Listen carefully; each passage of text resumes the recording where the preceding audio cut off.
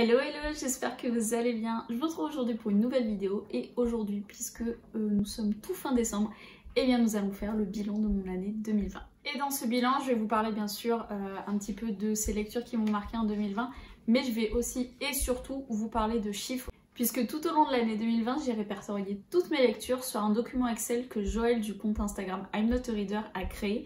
Et du coup en fait je m'en suis servi pour répertorier toutes mes lectures et du coup en fait dedans j'ai le mois, le nom du livre, le nom de l'auteur, si c'est un homme ou une femme qui l'a écrit, le nombre de pages, la maison d'édition, qu'est-ce que j'ai d'autre?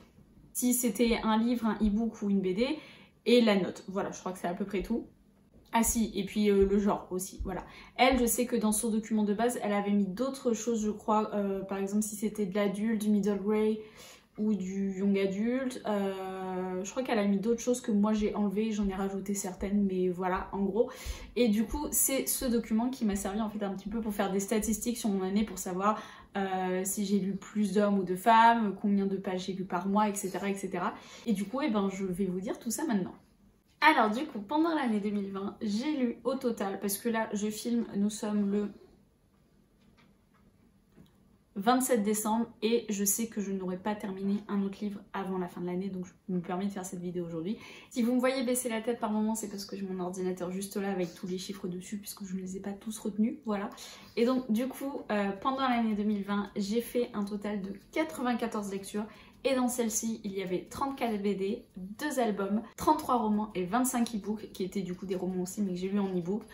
Il y en a certains que j'ai rachetés bien évidemment après en papier. J'étais persuadée d'avoir compté l'année dernière combien de livres j'avais lu en tout sur l'année, enfin sur mars et décembre, puisque je me suis remise à la lecture en mars l'année dernière. Et en fait, eh bien, je ne trouve pas le chiffre. Donc je ne pourrais pas vous comparer, mais sachez que j'en ai lu beaucoup plus cette année. Et je suis également très fière de ce chiffre, puisque je m'étais fixé un total de 70 lectures sur l'année. Et j'en ai lu 94, donc je suis vraiment très contente. Bien sûr, les BD ont aidé puisque j'en ai lu 34, je vous l'ai dit, mais ça fait quand même un total de 60 livres. Et sachez que pour ces 94 lectures, eh bien ça me fait un total de 28 705 pages. Et ça, c'est quand même assez impressionnant. Bon, même s'il y en a qui font des mois à 10 000, donc en fait, en 3 mois, ils auraient fait le total que j'ai fait sur l'année. Mais je trouve ça quand même assez ouf de me dire que j'ai lu 28 705 pages en 2020. Bon, même s'il y a des pages, c'était des pages e-book, donc ça correspond pas forcément. Mais je crois qu'en principe, quand j'ai fait mon compte, j'ai pris sur Livre Addict, je prenais le nombre de pages du roman en fait, pas le nombre de pages qui avait marqué pour l'e-book. Donc j'ai quand même lu 28 705 pages en 2020. Parmi mes 94 lectures, eh bien j'ai eu un total de 9 coups de cœur, en tout cas 9 romans et BD auxquels j'ai attribué la note de 5 sur 5. Et dans ces 9 coups de cœur, eh bien il n'y en a qu'un seul de fantasy. Et c'est un petit peu de la triche puisqu'en fait c'était ma relecture du tome 2 de Akotard, donc ça compte pas vraiment. Et pour tous les autres, ce sont exclusivement des romances et des BD. L'arrivée de petits chiens. Voilà, je disais, pour toutes les autres, ce sont exclusivement des romances ou des BD. Donc il y a du Morgan Moncombe, du Brittany Setcheri, du Colleen Hoover. J'ai également eu un coup de cœur pour les carnets de cerises et aussi pour le tome 1 des Sœurs Grémillet. Voilà. Faut savoir quand même que malgré le fait que je n'ai mis que 9,5 sur 5, il faut savoir que pour toutes mes autres lectures, eh bien il y a 48 lectures auxquelles j'ai mis entre 4 et 4,75. Il y en a 29 auxquelles j'ai mis une note entre 3 et 3,75. Et il y en a 7 seulement auxquelles j'ai mis une note entre 2 et 2,75. Voilà. Donc je pense que déjà je suis bon public et en plus je mets rarement de très mauvaises notes. La preuve, il n'y a aucune note en dessous de 2. Et il y en a très peu en dessous de 3, donc voilà. Du coup, dans l'ensemble, on peut quand même dire que j'ai eu une très bonne année de lecture, puisque 48 lectures avec une note entre 4 et 4,5, je pense qu'on peut dire que c'est plutôt pas mal, puisque ça en fait plus de la moitié. Ensuite, toujours pour parler chiffres, on va parler du nombre de pages par livre. Eh bien, il faut savoir que j'ai lu 31 lectures de moins de 100 pages, bon, sans aucune surprise, ce sont les BD bien sûr. Et ensuite, eh bien, j'ai lu 14 livres entre 300 et 400 pages, 16 livres entre 400 et 500 pages, et 12 livres entre 500 et 600 pages. Voilà, donc la majorité de mes lectures se situaient entre 500 et 600 pages. Et le maximum que j'ai fait, c'est un livre entre 900 et 1000 pages. bien sûr, il s'agissait du Prieuré de l'Oranger, voilà. Et si j'avais lu le tome 5 de Harry Potter cette année, j'aurais même pu avoir un livre de plus de 1000 pages. Un des chiffres que j'aime le plus calculer chaque mois, c'est le nombre de pages par mois que j'ai lu. Alors ça sert à rien concrètement, mais voilà, j'aime bien savoir le nombre de pages par mois que j'ai lu et comparer avec les autres mois, sachant que des fois forcément quand je lis plein de BD, ça augmente très vite le nombre de pages. Mais du coup voilà, pour vous donner un petit aperçu, le mois de cette année où j'ai le plus lu, c'est le mois d'avril où j'ai lu 3116 pages. Et le mois où j'ai le moins lu, eh bien c'est ce mois-ci, puisque je n'ai lu que 1278 pages. J'ai lu 2 romans et 2 BD, donc forcément ça fait pas beaucoup de pages. Mais du coup voilà, j'ai lu entre 1200 et 3100 pages chaque mois. Ensuite, pour le mois où j'ai eu le plus de lectures, eh bien si vous avez regardé mon dernier bilan lecture, je pense que vous en doutez, c'est le mois de novembre, puisque j'ai fait 17 lectures au mois de novembre. Mais dedans il y avait, je crois, 12 lectures graphiques, donc forcément ça a vite augmenté le chiffre. Et pour les mois où j'ai le moins lu, eh bien il s'agit du mois de décembre, puisque je n'ai eu que 4 lectures. Et j'avais également eu seulement 4 lectures en juin et en août. En juin, puisque c'était le mois où je déménageais, où je cherchais un appartement, et du coup c'était très compliqué. Et en août, eh bien écoutez, je pense que j'ai préféré profiter du soleil plutôt que de lire. Et du coup, sinon pour la moyenne de livres que j'ai lus par mois, eh ben j'ai lu en moyenne 8 livres par mois. Livres et BD confondus, à chaque fois je vous dis livres mais c'est livres et BD confondus, mais j'ai lu en moyenne 8 lectures par mois, donc je trouve ça plutôt pas mal. Ça fait une moyenne de 2 lectures par semaine, donc je trouve que c'est plutôt pas mal. Pour les genres que j'ai le plus lu cette année, eh bien sans aucune surprise, ce sont la romance et la fantasy, puisque j'ai lu 26 romances et 33 lectures avec de la fantasy, sachant que j'ai mis des BD dedans, hein. Mais du coup voilà, 33 et 26. Et à côté, bien sûr, j'ai lu d'autres choses comme de la dystopie, de la science-fiction, de l'aventure, de la jeunesse, de la poésie, de l'autobiographie, etc., etc. Donc voilà, je suis quand même contente puisque, mine de rien, même si je lis beaucoup de fantasy et beaucoup de romances, j'ai quand même lu d'autres choses. Et j'espère bien me diversifier encore plus en 2021. J'aimerais notamment lire beaucoup plus de non-fiction, enfin beaucoup plus, oui, j'aimerais lire plus de non-fiction et également lire plus de dystopie puisque je sais que c'est un genre que j'aime bien et que je prends pas assez le temps de lire. Pour ce qui est de la balance lecture française, lecture anglaise, eh bien malheureusement je n'ai lu aucun livre en VO cette année, voilà. J'en avais lu un seul en 2019 et si en vrai j'ai lu 250 pages d'un livre en anglais cette année, mais je ne l'ai pas encore terminé, donc je ne le compte pas pour cette année. Donc du coup, eh ben, on a 94 VF et 0 VO, voilà. C'est pas terrible, mais j'espère vraiment, vraiment pouvoir en lire beaucoup plus en 2021. Ne serait-ce que 3, ce serait déjà beaucoup plus. Pour ce qui est du pourcentage d'auteurs femmes ou hommes que j'ai pu lire, eh bien, il se trouve que je lis beaucoup plus d'auteurs féminines, puisque j'ai lu 62 lectures écrites seulement par des femmes. J'en ai également 20 écrites par des hommes et des femmes, mais en tout cas je lis majoritairement des femmes. Et écoutez, ben je suis plutôt contente puisque girl power, hein, donc je suis très contente d'avoir lu autant de femmes. Voilà pour ce qui était des chiffres.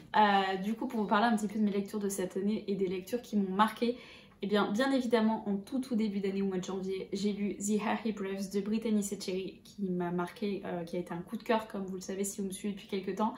Et en dehors de ça, en dehors de ce livre-là, j'ai découvert cet auteur que j'adore.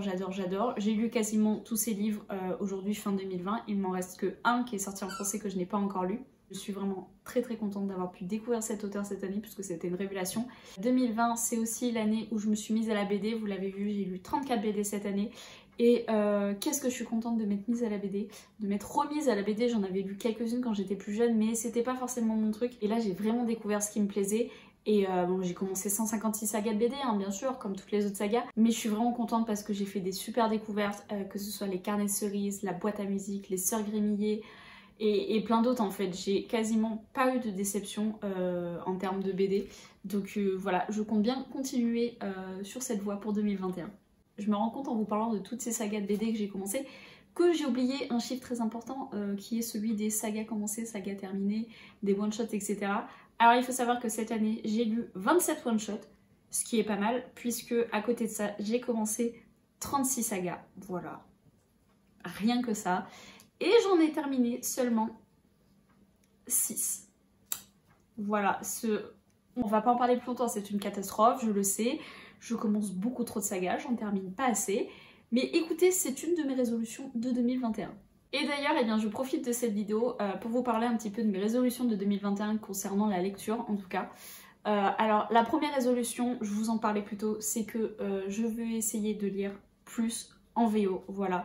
J'aimerais dans l'idéal lire au moins, je me suis pas fixé de chiffre à l'avance, on va dire au moins 4 lectures en VO en 2021. Je pense que c'est pas excessif et que je peux y arriver. Pour la deuxième résolution, eh bien ça a rapport avec ce que je viens juste de vous parler avant, c'est concernant les sagas.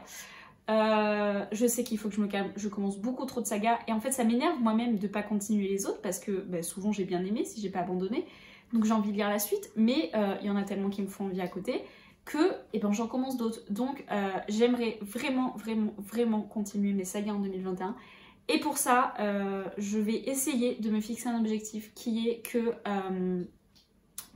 je commencerai une nouvelle saga à chaque fois que j'aurai lu 2 suites de sagas.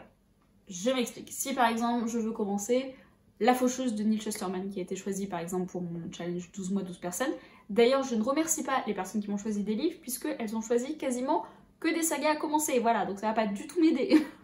Mais du coup par exemple si je veux commencer La Faucheuse, eh bien il faudra que j'ai lu par exemple un autre tome de Gardien des Cités Perdues et la fin de Shades of Magic. Voilà, je veux vraiment essayer de faire ça pour avancer un maximum dans mes sagas puisque c'est pas possible là, c'est vraiment plus possible.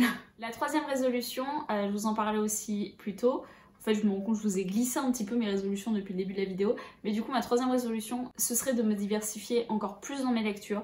Voilà, je vous le disais, de lire plus de dystopie, plus de science-fiction peut-être. C'est un genre que j'aime moins, mais j'ai fait des bonnes découvertes dans ce genre-là. De lire plus de non-fiction aussi. De me lancer également peut-être dans de la fantasy adulte, plus en tout cas, puisque cette année j'ai lu Le Prieuré de l'Oranger et c'est à peu près tout, puisque j'avais commencé Elantris que j'ai abandonné, donc voilà. Lire peut-être de la fantasy adulte. Voilà, j'ai vraiment envie d'essayer de me diversifier un maximum dans mes genres de lecture. Pour ce qui est de mon rythme de lecture et de l'objectif que je me fixe pour 2021, eh bien écoutez, pour cette année je m'étais fixé 70 à la base, je vous le disais, mais voilà, je me prends pas la tête avec ce chiffre. Si j'en avais lu 50, eh bien j'en avais lu 50. J'aurais été frustrée de ne pas avoir lu plus, mais j'aurais pas été déçue parce que j'avais pas lu le chiffre que je m'étais donné. Néanmoins, pour 2021, eh bien écoutez, on va essayer de viser toujours plus haut et eh bien j'aimerais bien atteindre les 100, juste pour me dire, voilà, 100. Genre, vous voyez, c'est un cap, c'est 100 lectures. Donc voilà, je vise 100, mais je pense que je vais pas viser les 100 tout de suite, vous voyez. Sur mon compte Instagram, sur mon profil, je mets le chiffre que je me vise pour l'année. Et je pense que je vais pas mettre 100 tout de suite, je vais partir encore sur 70.